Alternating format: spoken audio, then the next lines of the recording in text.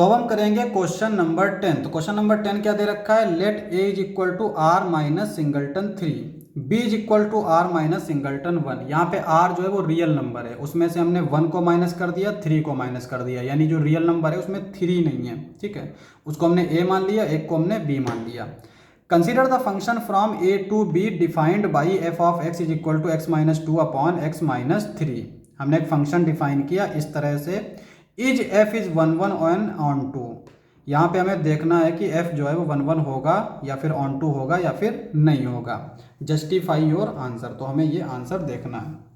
Solution 1 1 की definition क्या है, f of x is equal to F of y लेते हैं और हम प्रूफ कर देते हैं x is equal to y. अगर x is equal to y आ जाता है तो फंक्शन हमारा 1 1 होगा, और अगर नहीं आता है तो 1 1 नहीं होगा। Let f of x is equal to F of y। F of X क्या है, X minus 2 upon X minus 3। Y क्या होगा, F of Y, Y minus 2 upon Y minus 3। Cross multiply कर देंगे तो ये हो जाएगा X minus 2 Y minus 3 is equal to X minus 3 Y minus 2। अब यहाँ पे मल्टीप्लाई कर लेंगे तो ये हो जाएगा एक्स वाई, इसको इसके साथ, फिर इसको इसके साथ, माइनस 3x, फिर इसको इसके साथ माइनस 2y, फिर इसको इसके साथ प्लस का 6, इसको इसके साथ ये हो जाएगा xy, फिर ये इसके साथ माइनस 2x, ये इसके साथ माइनस 3y, इसको इसके साथ मल्टीप्लाई करेंगे प्लस का 6। ये इसके साथ कैंसिल आउट, ये इसके साथ कैंसिल आउट। यहाँ पे जो 3y है इसको हम ले आते हैं लेफ्ट में और इस 3x को राइट में ले जाते हैं। तो यहाँ पे जब 3y इधर आएगा तो ये हो जाएगा 3y माइनस 2y, ये हो जाएगा 3x माइनस 2x। यहाँ से ये हो जाएगा y is equal to x, this implies that x is equal to y. तो हमने देखा कि f of x is equal to, अगर हमने f ऑफ y लिया तो x is equal to y मिल गया। This implies that f is 1 1। तो f जो है वो 1 1 हो जाएगा। ऑन टू के लिए, ऑन टू के लिए क्या होता है, for any y belongs to codomain, यानी for any y belongs to codomain, और कोडोमेन यहाँ पे क्या है, b। There exist x belongs to domain, और डोमेन क्या है, a, such that f of x is equal to y। तो यहाँ पे कोडोमेन में कोई भी एलिमेंट लें उसके लिए हमें डोमेन में कम से कम एक एलिमेंट मिलना चाहिए। ठीक है, तो हम वही चीज़ ढूंढेंगे। यहाँ पे देखो x हम लोग कैसे ढूंढते हैं, f ऑफ x को हम लोग y रख लेंगे, फंक्शन जो f ऑफ x दे रखा है उसको रखेंगे, x minus 2 X minus 3 is equal to Y.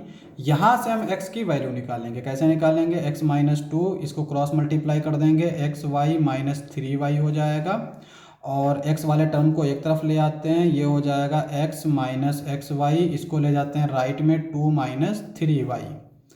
x is equal to क्या आएगा, 1 minus y 2 minus 3y। x is equal to यहाँ पे ये आ जाएगा 2 माइनस 3y 1 माइनस वाई। तो हमें x मिल गया, x को हम यहाँ रख लेंगे, f 2 minus 3y 1 minus y which is equal to y। तो यहाँ पे y के हर एक वैल्यू के लिए हमें डोमेन में इस तरह का एलिमेंट मिल जाएगा। अब यहाँ पे अगर हम y लेते हैं 1, ठीक है, अगर हम y लेंगे 1 तो यहाँ पे ये 1 माइनस 1 0, और किसी नंबर के नीचे अगर 0 आ जाए तो वो डिफाइंड नहीं होता है ना। तो इसका मतलब ये हुआ कि y जो है 1 तो हो नहीं सकता। तो इस कंडीशन में हम लोग क्या देखते हैं, कोडोमेन। अब कोडोमेन हमारा क्या दे रखा है, r माइनस सिंगलटन 1। इसका मतलब ये हुआ कि कोडोमेन में 1 पहले से ही नहीं है, और जब 1 पहले से ही नहीं है तो इसका मतलब y के पास 1 होने की चॉइस खत्म हो गई, और अगर y 1 नहीं हो सकता तो बाकी के लिए तो डिफाइंड है। इसका मतलब ये हुआ कि अगर सिर्फ यहाँ पे r से r होता, अगर यहाँ पे r होता तब तो ये ऑन टू नहीं होता, लेकिन चूंकि यहाँ पे b है और b में 1 नहीं है तो इसका मतलब ये हुआ कि y के हर एक एलिमेंट के लिए इस तरह का एलिमेंट मिल गया। This implies that f is onto. तो फंक्शन हमारा ऑन टू हो जाएगा। क्वेश्चन समाप्त। नेक्स्ट लेक्चर में करेंगे नेक्स्ट क्वेश्चंस। आज के लिए बस इतना ही।